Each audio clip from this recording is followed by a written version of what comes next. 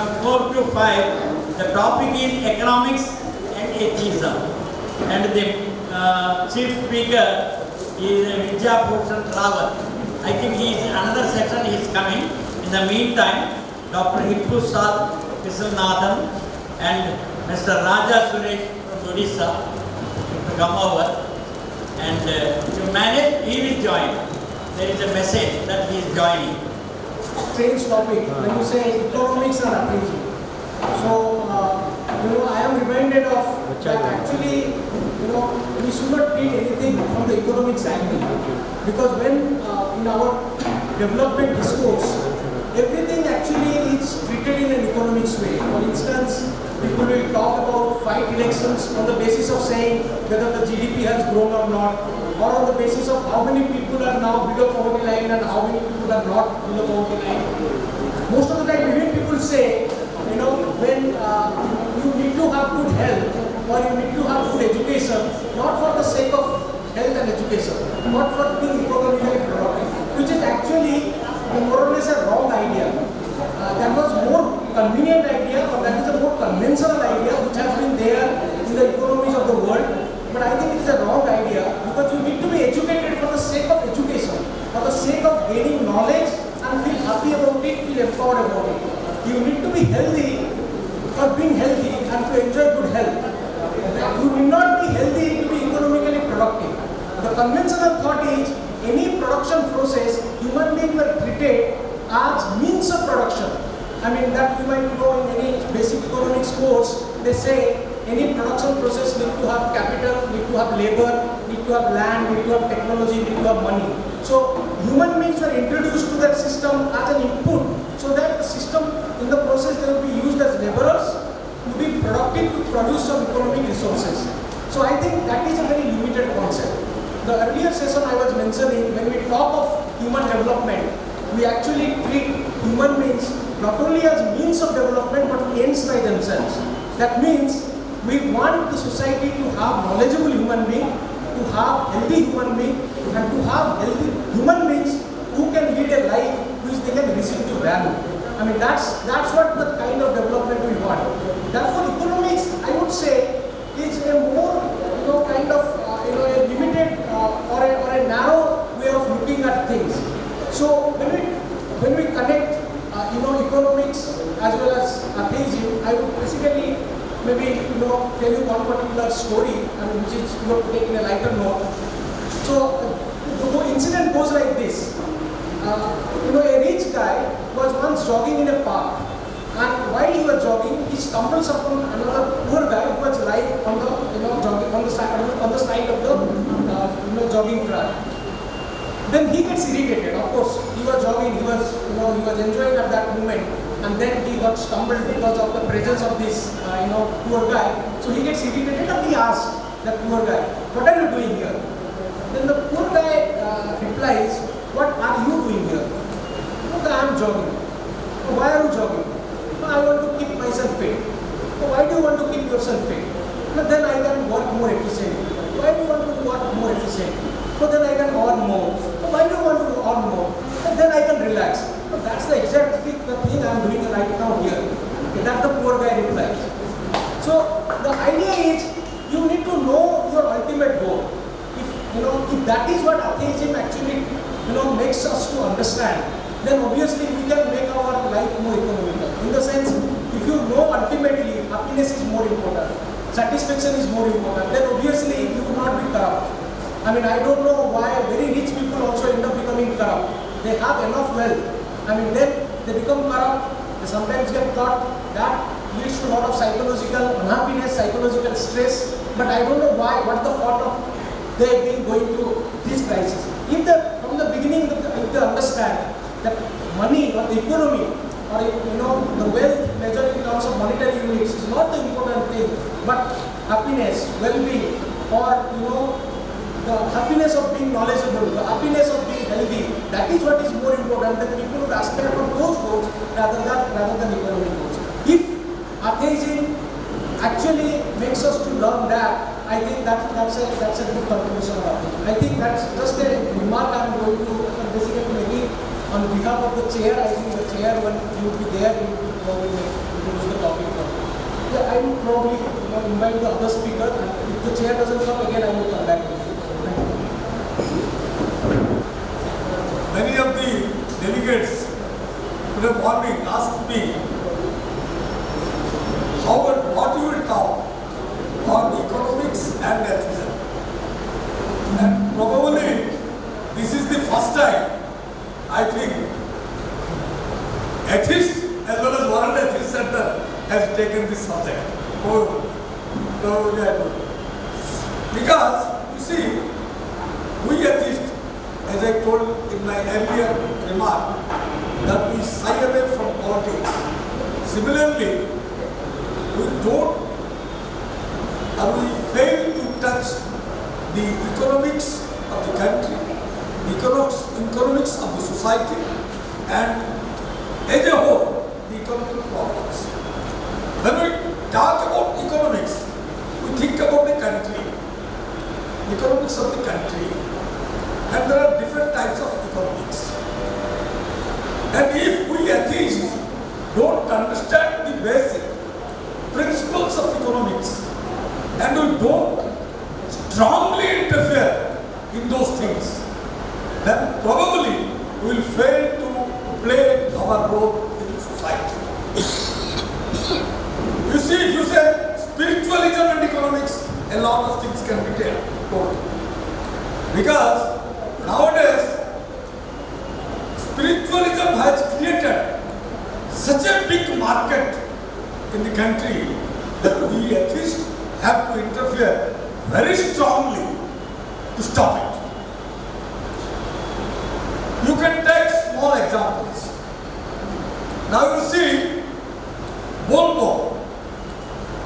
Are you can say this Ayyappa?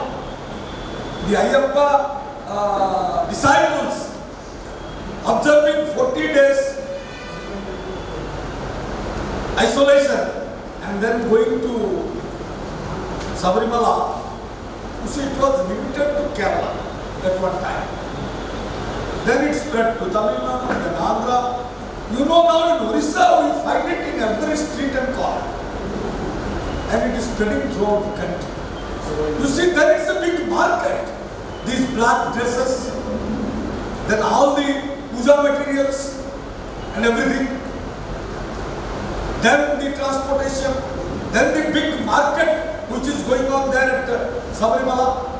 All this belongs to economics, and you don't understand it is done in the name of religion. It is done in the name of religion, and the big corporate houses or smaller investors control us. Even the poorest among the poor spends his little savings in these pujas, thinking that it will bring miracles in his life. And we are against this superstitious thinking. Hence, friends, we atheists should think about economics. Now you see Volvo. Volvo, it was limited to North India. UP, Uttarakhand. You take water from a pond, take it and put it up in another Mahadeva temple or Mahadeva. I don't know why. So it was limited to Uttarakhand, well and good. Badrinath, Kedarnath and all these things. Now it is spread all over the country. And there is a stick, there are plastic snacks, there are plastic pots, dresses, saffron dresses. It's a big market now. And it has controlling the entire country. And we atheists never felt the necessity to strongly interfere and to stand against it. So we never think how the religious people control the economics through the religious feeling of the people. And we atheists should stand against it and tell them, you can no more exploit us in the name of religion, and you cannot control the economy. Similarly, as he says, means of production, productivity, everything, we never talk about these things. never talk. We never talk about economics. I don't know whether we have any time discussed about budget. Whether at any time we discuss about budget, we at least in our forums, whether we discuss about budget. And the financial condition, as you saw, the GDP, the financial crisis, the unemployment problem, irrigation problem, the problem of agricultural workers, the problem of tribal people, everything is connected to economics. Everything is connected to economics. If the productivity of a land increases, then the economics of the country will be enriched. But till now, system which is adopted in India, land is owned by landowners but tilled by the landless farmers. But when question of some profit comes, when a flood comes and some help is given by the government, it never comes to the tiller, it goes to the landowner. So, no state yet has framed a rule to give some relief to the person who invests, who puts his labor and who produces the crop. And if at all a flood ruins the crop, he is in loss, not the owner. Because he has to pay the tax or the royalty, whatever he has to pay to the owner. But the government helps come to the owner only.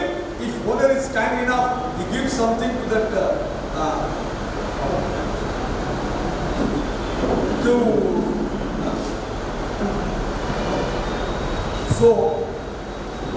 so we atheists should understand economics. These corporate houses today, you see, Chandra Chakravarti was telling about NRC. She told rather we should demand for a national register of unemployed citizens, not NRC, NRIC. An entire NRC, you know how much money was spent on NRC in Assam. The NRC concept has started from Assam. Now we want to make NRC mandatory to the entire country. 30 states. If Assam, a small state like Assam, spent 12-20 crores, you imagine what will be the expenditure for the entire country. So, there we, as Indians, as citizens, and moreover, as atheists, we should strongly interfere in these subjects. They told that nearly 40 lakhs people have come from, at one point, after this government came, 40 lakh people have come from Bangladesh, infiltrated into the country. And when they went through the list, they saw most of the people are Hindus. They were in crisis because they came with the slogan that we will remove all the infiltrators, but Hindus will not be affected. So another list was prepared. Now 19 lakhs. From 19 lakhs they saw that nearly 40-50 lakhs people are Hindus. So only 4 lakhs Muslims are there. In 4 crore population, only 4 lakh Muslim population are to be driven out from Assam. But along with those 4 lakh Muslims, they have to drive out 40 lakh Hindus, which are their voters, their vote bank. So the need of CAA came, Citizens Amendment Act and Citizens Amendment came, saying that whoever has come before 31st December 2014, if they are Hindus, Parsis, Christians, Sikhs, as correctly mentioned by our friend from Punjab, why they have not mentioned Atheist there? Because we don't belong to Hindus, we don't belong to Muslims, we don't belong to Christians, we don't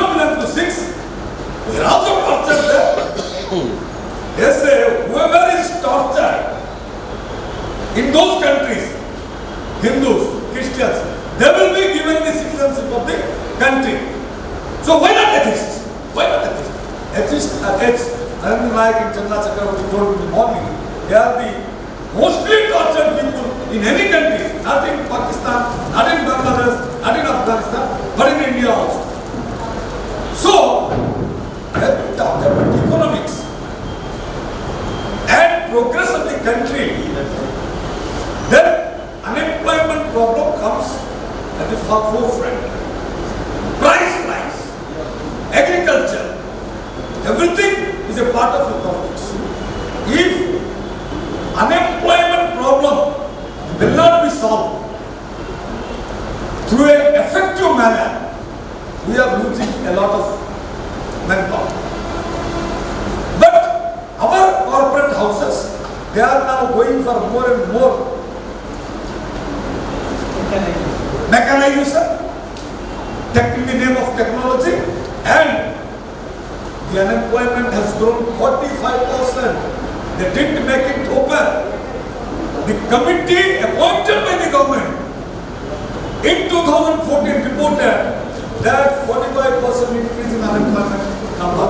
Then immediately they concealed the report. But you see, if we can use, I was talking to a friend from Sweden, an Indian who is working in Sweden. He told Sweden, Finland, and many other European countries, they have a provision to give unemployment allowance. People in Sweden, they are getting 5,000 Swedish currency as unemployment allowance. So the government naturally thinks, why should I pay 5,000 making a person idle, and why should not I pay them 15,000 giving them job and taking their labor and increase my productivity. So, it has become a government's responsibility in Sweden and some other Europeans, and even when before 91 in all socialist countries. We atheists got a trim in the world, got an identity after 1917 revolution. Because there, they proved the rational approach to the human problems, or atheist problem to the human problems, can be solved only in these countries. In 1978, in one signature, the Prime Minister made a provision that 50% of women population who are not a part of productivity or part of production will be working. Entire women population will go for work, will go to the industries, will go to the land, and they will work. And the concept of crèche and community kitchen started over there. Husband, wife, both will go to work. They will take food in the community kitchen. हमारे यहाँ बोलते हैं भाई ये औरतों को कितना भी काम करे, कितना भी करे, ये खाना पकाना कब इनसे, हमको तो कभी इससे छुट्टी नहीं मिलता है। मिला था 1917 Russian Revolution के बाद। He has told that entire population group, and you will be surprised to know what the capitalist countries, what development capitalist countries have achieved in 200 years. Soviet Union achieved in 20 years, from 1917 to 1937. Within 20 years, it reached to an industrially developed country. Unfortunately, the Second World War came, but still they survived, and they survived till 91, and still some socialist countries are surviving, and in these countries, the economy is totally different, and atheists are taking a different view. They are taking an active part in economics, economic problems, economic developments. So, as you correctly told, we should understand what is economics in personal life, in social life, in society, as well as in the country. That's why atheism and economics, when we talk about atheism and economics, you see it's a very big subject. Every subject what we have taken, you say atheism and politics, or atheism and economics, anything you say, they are all one day to the workshop and do. So what I say, as I said in my earlier remarks in atheism and politics, the school should start taking interest, who should not taking interest, should actually participate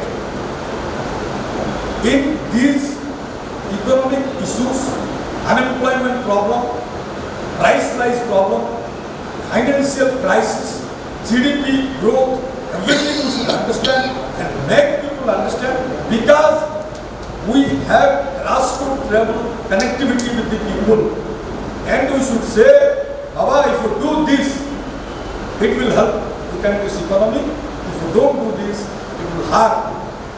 And unless we fight against the caste problem, caste, creed, and all this gender inequality problem, that indirectly you see, we are depriving the women population from taking active part in the productivity process.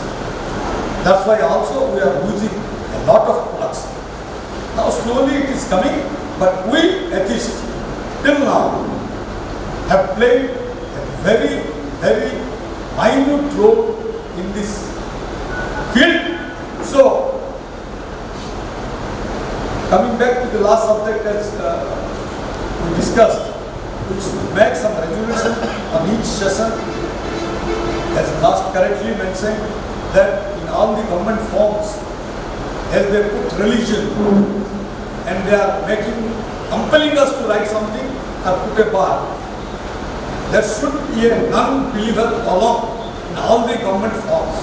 Then only the world will know, India will know, what is the number of non-believers in the country. Even if there was no column, nearly I think 0.07% people in 2011 census, they have left vacant that column. So friends, I once again appeal, we atheists, rationalists should seriously think about these economic problems, social problems, their solutions, and think about our political participation in the country, because the country is facing so many problems, we cannot remain silent saying that we don't want to take part in this political process. Thank you. Downstairs, and so there was a tea break, and that's why it got delayed. The question of atheism and economy, we have to see from a different angle now. India's issues or issues in Indian subcontinent are very different from Europe and America. In Europe and America, the society has become individual. Individual is supreme. In our society, individual is not supreme. Individual has to surrender somewhere to the community, to the caste, whether you call it community, caste or religion. But individual is not supreme here.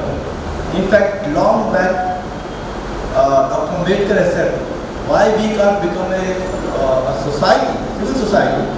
He said the biggest question in India is that you don't respect individual and individual freedom, my right to choice, my right to eat anything, my right to marry anything.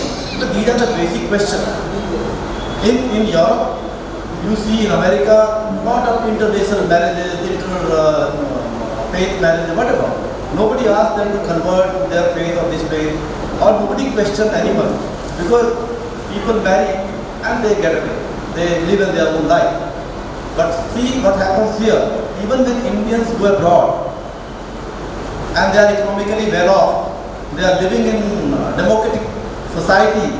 Everybody is aspiring to have Mercedes, Benz, BMW in 5 years' time, have a big thing.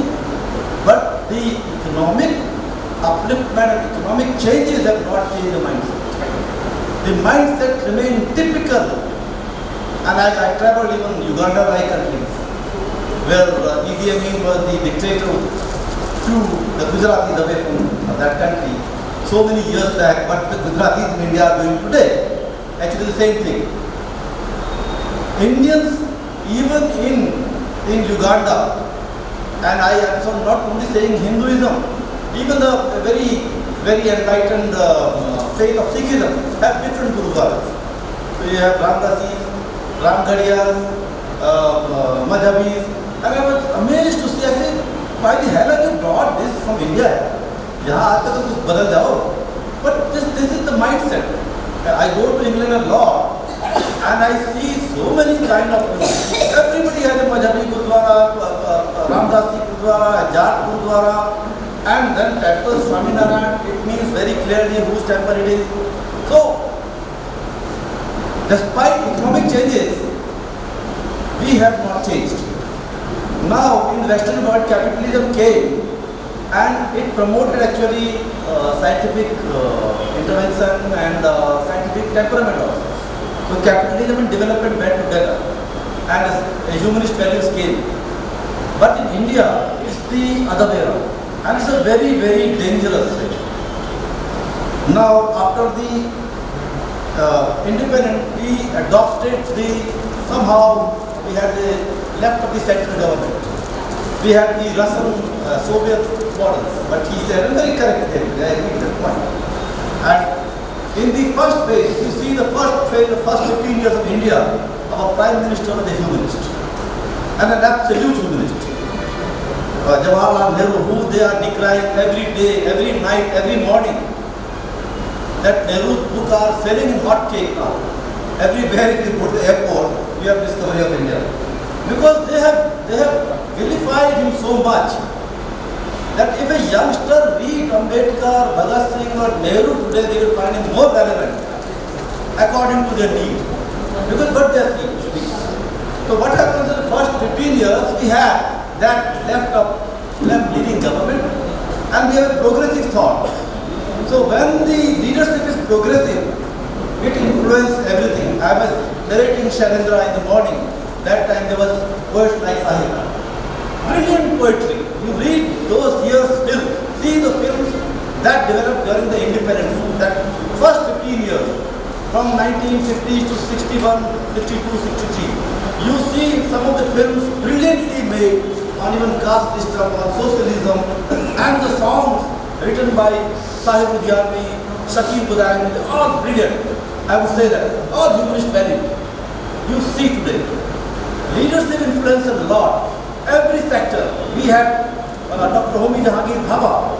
We have Dr. Vikram Sarabhai. They're brilliant. They were total humanist scientific people. And see the standard of our scientists today. Can you compare any one of them with Dr. Homi Jahangir Bhabha or Dr. Vikram Sarabhai? They don't stand. Why? Because religion is not superstition, my dear friends. I want to tell you one thing. Religion is power. In China, power, they say, flowed from the guns. In India, power comes from the temples, from the mutts. And that is why politicians are not interested to war. Because if you go to people and ask that what we have done, it will be very difficult. So go to an Asharam Bapu, go to a Sai Baba, easily he will bless you. बहुत अच्छा है, हमारे भगवान नरेंद्र मोदी जी बहुत अच्छे हैं, and all this kind of thing. And you, so the bhakt, the cult of bhakt का जो system है, bhakt means without any brain. If you are a political activist, if you are a citizen ask questions. Bhakt don't ask questions. If you are a devotee, you will never ask a question to a God. Unfortunately, we have become devotees of the politicians also. We have become devotees of the film stars, of the cricketers. And we don't ask any question. And whenever they are fielded in the elections, we vote. What happened in India after 1990 was a process that goes against the process of democratization and social justice. You privatized everything. Now what are those cronies doing? It's these cronies who are promoting superstition. Now Sai Baba has a hospital, Ramdev has a hospital. All these Babas who teach you that there is a power. But when they fell ill, then they go to a doctor. Ramdev, you know, he teach about all these medicines.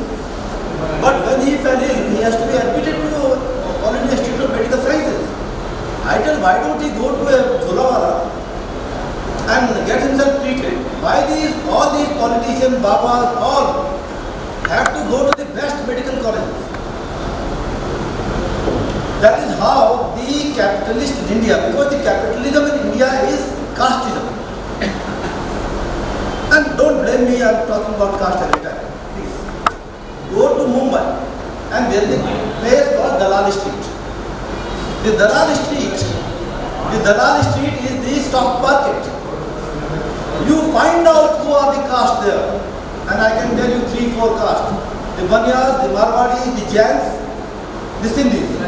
You will not find more than these castes dominating that. So capitalism is good when it gives space to everyone. If capitalism is able to destroy the caste system in this country and the gender imbalances, I would be happy to say yes, fine, let's have it. But it reinforces those values.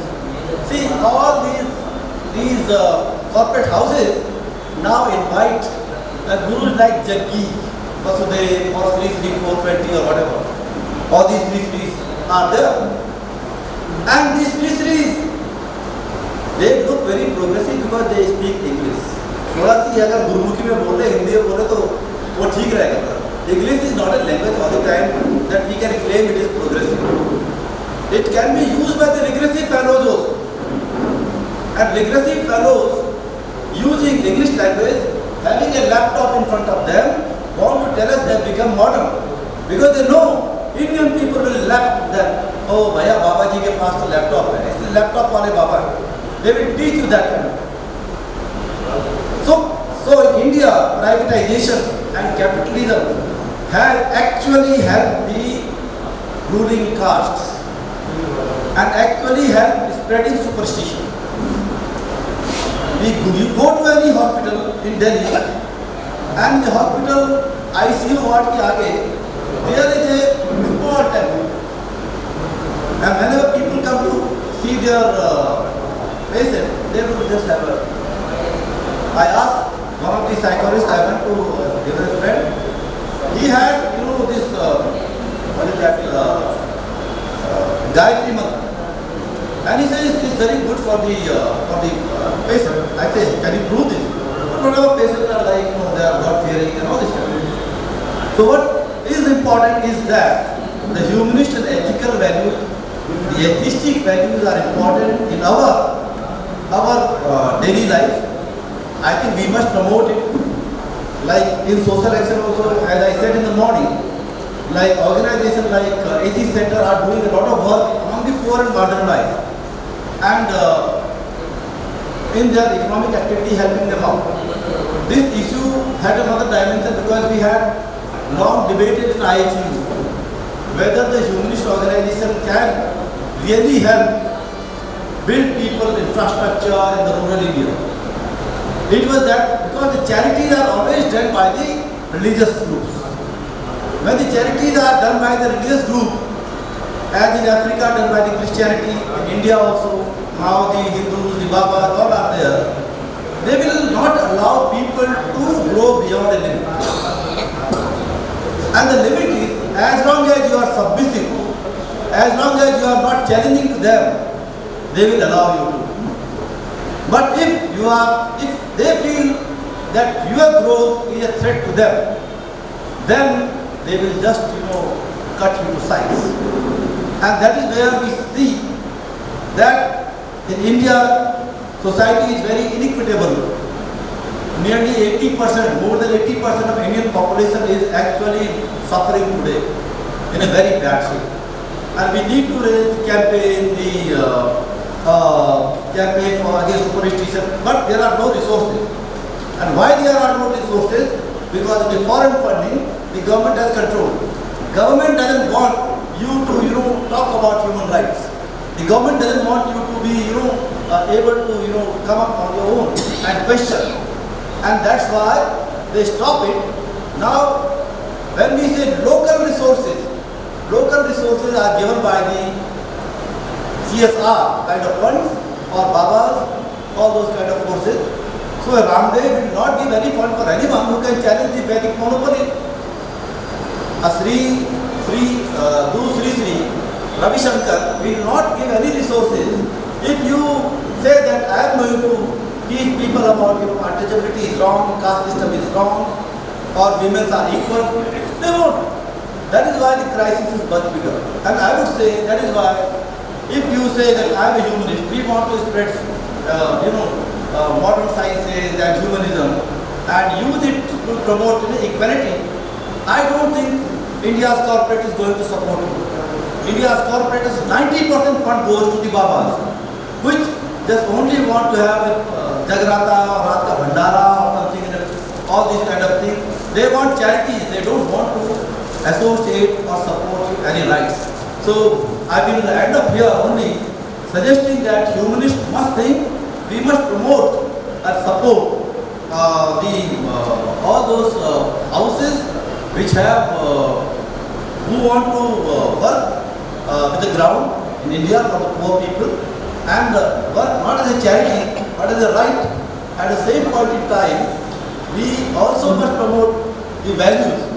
Humanism is not against anyone, it's for everyone. And it's not a cult. So we should just dissociate. Somebody was saying atheism is a cult. It's not a cult. Atheism makes you question things, question people, question authority. There is no God, there is no God-man. And that is the challenge. Unless, if we stop asking questions, then we won't be able to build up a society, an enlightened society. And as things are changing, we need to think over how we can bring the corporate and economic activities in the whole dimension of humanism, so that we can also work for the people. Otherwise, we are going to see more and more regressive kind of campaigns in India by the religious rights, because corporate houses are totally funding at the moment the activities of hatred and activities of all the superstition that religious right brings, including these Babas. Thank you very much.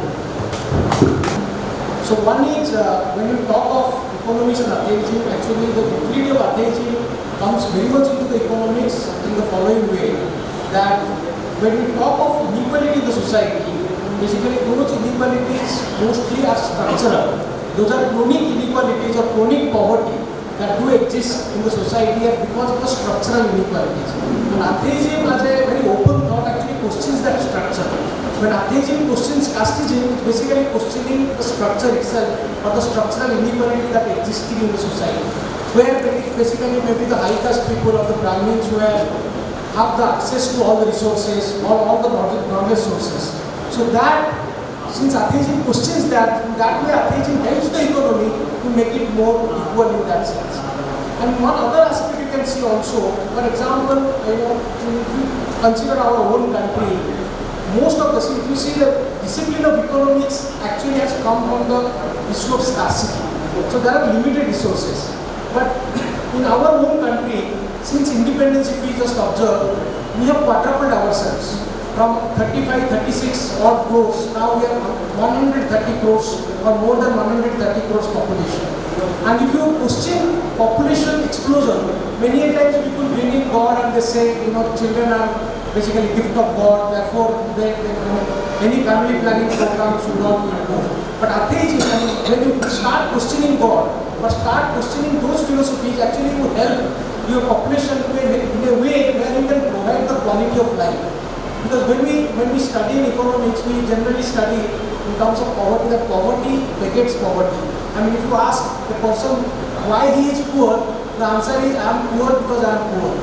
In the sense, because when you are poor, you think that when you have more children, you have more hands to work, and that way actually you get per capita resources for yourself less, and that way you won't be able to provide the quality of life every child deserves, and that way the poor quality of life would continue. And that's how, what our previous speaker was mentioning, we have landed up a situation where we have almost 80% of population are living a quality of life which is not, we can consider a reasonable quality of life. So when you talk of atheism or when you talk of scientific outlook, actually these questions these fundamental aspects of economy, and that way helps the economy to grow more equitably and to grow in a way when we have a kind of fellow feeling or kind of a concept where we don't compete to defeat others. We actually develop a sort of cooperation among ourselves. That I was mentioning about open philosophy, where we say, I am because we are. Because what happens in the otherwise is, I mean, this conspicuous consumption or our consumption for the luxury goods or our materialistic kind of competition has actually led to more inequalities in the society, and we are not happy in the process. I mean, when you see, suppose I want to have certain resources, and once I have it, I lose its value and I aspire something else. I mean, that way, suppose somebody has a vacation in Kulu Manali, next time he is thinking whether I will have a vacation in Kashmir, next maybe Switzerland, next maybe where else. Or I have a house in Vijayawada, then I have a house in Bombay, house in New York, and what else. So like that, those kind of materialistic competition actually prevails, and in that society, inequality and unhappiness would prevail. So atheism actually, through a fellow-feeling concept, through a concept where all human beings are given importance, and a concept of cooperative sovereignty which comes, that actually sort of helps this kind of inequalities to go and a different kind of philosophies to prevail. I think with that note, I would invite anybody else in the audience to comment.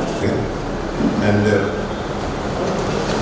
per capita is an average of the citizens, right from beggar to Ambani. It is an average. If it is 1,20,000 rupees per capita, means it is not everybody's income. What atheists think is equality among the people, socially, economically, it is both. So I propose one thing: politics and economy goes together. In India, poor are becoming poor, rich are becoming rich. So where the whole problem lies? In India, poor people are becoming poor because of their children's education and their health care. If the politicians take care of these two things in India, at least we can make the poor people comfortable. So I propose to the chair that economy of an individual, if it has to be increased, we have to think of their health and their children's education. If it is made common in all states or throughout the country, to whatever extent they study, if they make it free education, then most of the families will get rid of this burden. And healthcare also. If you go to a village, you don't find a doctor there. Only PHCs. But in the mandal level, mandal means in an Andhra, it is around 13 to 15 villages. It is a one mandal. In one mandal, they will have a PHC. So, healthcare has to reach the village. If it reaches village, their healthcare will be taken care of and they are get rid of the burden. If it is taken care of, I think in Indian context, people will become comfortable. Thank you. As an atheist, we are having a responsibility to make a movement made of our minds. This is very important. Unless there is a change in the mindset, we cannot move anything. This is basically required. Each and every atheist, he has to start this movement from his family. Because one of my sisters was telling that the families is finding it difficult to convince the people. An atheist is required to have patience, tolerance and reasoning, and he has to develop his knowledge to convince his fellow brothers and sisters to properly justifying his arguments also. By telling something outside or speaking, people will not change, because basically human beings are controlled by two factors. One, the emotional feelings and mental reasoning. Emotional feelings he is controlled. That is justice what you are practicing from birth. And conservative ideas, what is your forefathers, fathers and our grandfathers are practicing. That will control your mind, that it will imprison you. It will not allow you to think other things. Whatever they are doing, you want to do that continuity. Even today also, we are bound to do those customs and traditions because my father was doing, I have to follow those things only. In that way, his mind is imprisoned and controlled by certain practices and conservative ideas. The other thing is, other factor, mental reasoning. How you can develop this? By mere education, we cannot develop these things. Education today, it has become obtaining a degree and certificate to show as a proof to get a job. That is not the education, real education. Real education is something you have to apply your mind to think about certain things. Whatever the people telling, you have to question and you have to change your behavior, your attitude, your personality, and you have to see how best you can love the people who are around you, and you have to spread humanistic feelings also. This is the real education. Today, you are telling education is basically required. There are so many educationists today. Everybody, lakhs of people are getting degrees. Do you mean to say that atheist feelings has increased? No, I don't think so. Instead, theism, religious mentality has increased day by day. Why means there is no movement for minds. At least the so-called atheists who are present here, you try to see how best you can convert your family members to go on the right way of the atheist thinking. That thereby you are doing something for the atheist movement, I think. So this is what we have to do. Thank you very much. Imposed on the atheism. Not, I think, my question to the panel, whether this economy plays a major role for the promotion of the atheism, whether it is making any breaks for the promotion of the atheism. Just I was going to the another session, Mr. Rawat has nicely pointed, our scientists have no scientific thought. Yes, by going to the temples while for the launching of the satellites. So even the education people have some lack of some knowledge. I don't think the economy plays a major role for the not promotion of the atheism. It's I think a debatable question, not at the end of this session topic, but somehow. Like here, economy plays a role in every field of the society. That is what Karl Marx told in 1848 in his manifesto and Das Kapital. Because without economy, you cannot do anything. While talking about economy and atheism, just I wanted to make a supplement. You see, we say literacy percentage has to grow, education to all we demand, at least also we demand. But what is the budgetary provision for education in our country or in our states? Very low. We say qualitative health facility to all the people. What is the budgetary provision for health in our central or state budgets? You see, in 20th August we celebrate Scientific Temper Day when Navalkar was assassinated. And we celebrate 28th February as National Science Day. And in those days we demand more allotment, budgetary allotment for education and more budgetary allotment for scientific research. It is not even 3% of the national budget that we are giving to the education or research. So we are demanding more.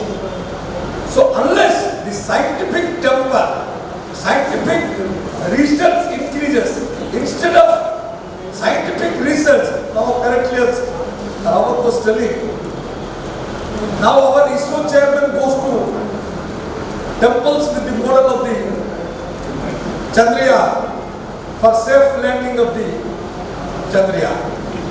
Our defense minister goes to France with a lemon. We buy an aircraft 1,450 crores. And we take 2 rupees lemon for the safety of the aircraft and put it under its beam. You know how safe it is. The French people, the French government must be laughing behind our saying. But because it is a market, they say, okay, let him do what he does. So, because they are marketing, it is 36,000 crore deal. You know, so, and you know, nothing is out of the subject when we talk about economics. A doctor from AIDS made a research taking 1 lakh rupees per month for 3 years in this present regime. And he came to a conclusion that a person in coma at AIDS hospital can be treated or can be recovered if you chant Mahamrityunjaya mantra here. If you chant Mahamrityunjaya mantra at Vijayawada, your brother at AIDS will come out from coma. This was his research for 3 years, taking 1 lakh rupees from our per month from our exchequer for 3 years. Then an official project, pilot project has been started in Gangaram Hospital, Delhi to implement it. How foolish, how superstitious, how self-full this is from our educated people. And this all goes from our exchequer. But instead of scientific research, and you know, NEP has come, National Education Policy has come, where they have abolished UGC, University Grant Commission, and they have made, if it is made mandatory, in other meeting, in one of the NRC meeting I was telling, for NEP was published on 31st May. Then they told we are giving 1 month to the 130 crore people to give their opinion. 130 crore people give their opinion on NEP within a month. We said no. Then they gave 1 more month, July 31st. Then we said no, they gave 15 days more, 15th August, cut off day, finished. What NEP will come, we don't know. But a bill like NRC, no referendum, no scope for opinion, nothing. Within 4 days, the bill was passed in Parliament. How hurried they were to pass the bill, I don't know. But whatever, what I was telling NEP, there they have abolished the UGC. Now, no college will get any grants from University Grants Commission. Now, we have 1 or 2 subjects in every college in the name of self-financing course. But the entire education system will be privatized in the name of NEP. You will have to collect money from the students. You pay your professors from that money. You build infrastructure from that money. You invest, make research, anything from that money. From the people's entire privatization. So the pure people will not get any facility now to study, and we are bound to go back to the villages. जो हमारा जातिगत प्रथा है, मैं नाई हूं तो बात करने चला जाऊंगा। तो जो caste system है, I will be bound to go back to my caste work. That is what they meant. And a provision is there that less than 5,000 students, no college will be permitted to function. I don't know how many colleges and schools will be stopped. So, if you ask whether economy will help atheism to grow, definitely why not?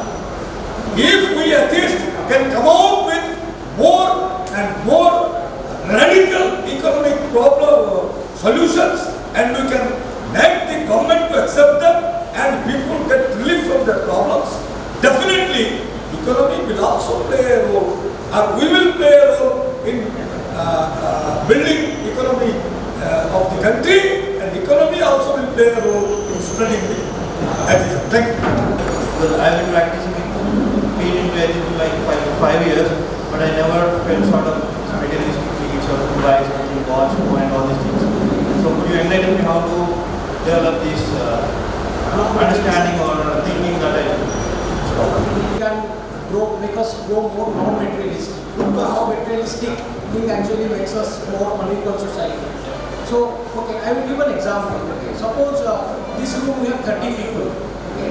And all these 30 people were, for example, are appearing for interview. Now, one of us actually has good amount of money, and suppose he comes with a blazer, okay, or a good coat or a suit for the interview. Now what happens is, his chances of probably getting selected in the interview slightly increases because of feeling smart, or because maybe that job demanded a smart appearance, and because of that increases. But if looking at him, each one of us get also a blazer or a coat, then again everybody's chances of getting qualified for the interview goes back to the previous case where nobody had coat or a suit, right? So what I was trying to say was, suppose even if you in the theistic practices, people say, okay, if my neighbor has gone to Dwarka, so I have to go to Dwarka, okay, or this God I have got the diksha of this God, then I have to also get the diksha of that God.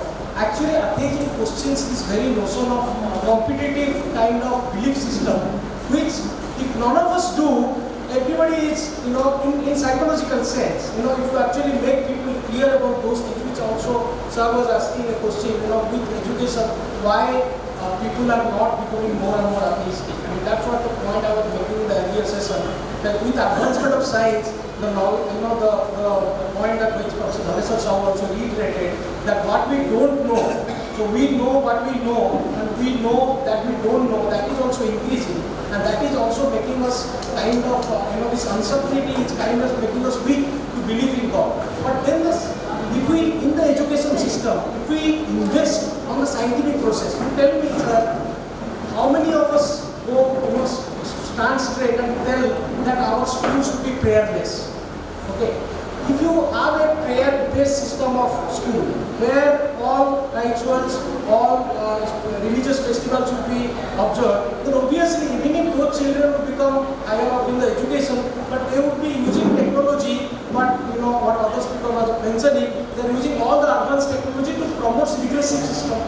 Okay, so atheism would actually question that. With atheism, suppose tomorrow we decide that our school should not be having any prayers, because prayers are sectarian, prayers actually are basically on one particular God or one particular religion. So let's, all the schools we can have Sare Jahan Se Acha, or we can have Vishal Overcome, we can have songs which are of that kind, but no prayers, or maybe national anthem but not prayer.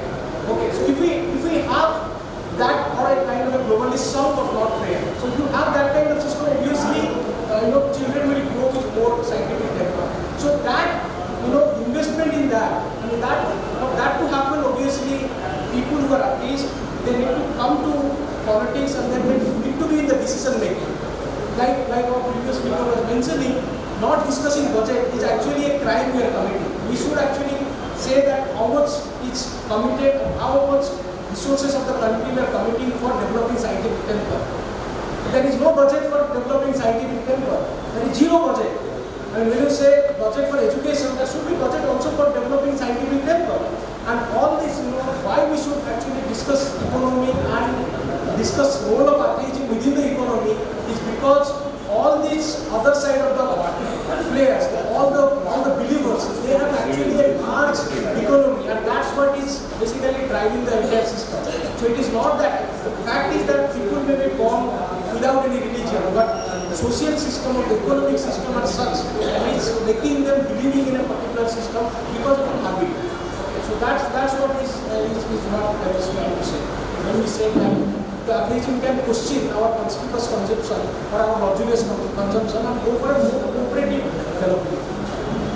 Sir, if everybody agrees in this conference, today morning, Dr. Samaram and others were mentioning that our Annapurna, who was singing a song, that her husband died a year ago, not even a year.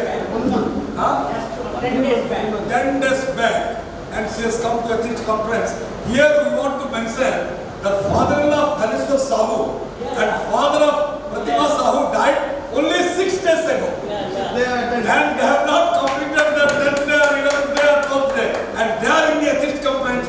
This is atheism, a way of life. Dhaneshwar Sahu and Pratima Sahu have set an example that no rituals can prevent them from attending the conference of World Atheist Center. I think Second thing, as far as prayer we're talking, you must have attended, some of the people have attended 9th FIRA conference. 9th FIRA conference in Berhampur. Sankalp school. A school is there named Sankalp school. It's a regular CBSE pattern school. But we don't have prayer there. We don't have prayer, any kind of prayer there in the school. We don't have Ganesh Puja. We don't have Saraswati Puja. And nobody can find a single calendar or an image of any deity of any religion in that school. That is the example we are setting also in a way. So atheism is a way of life. You should practice atheism in your life, and you should take interest in all the subjects as well as economy also. Thank you. So I now request yes,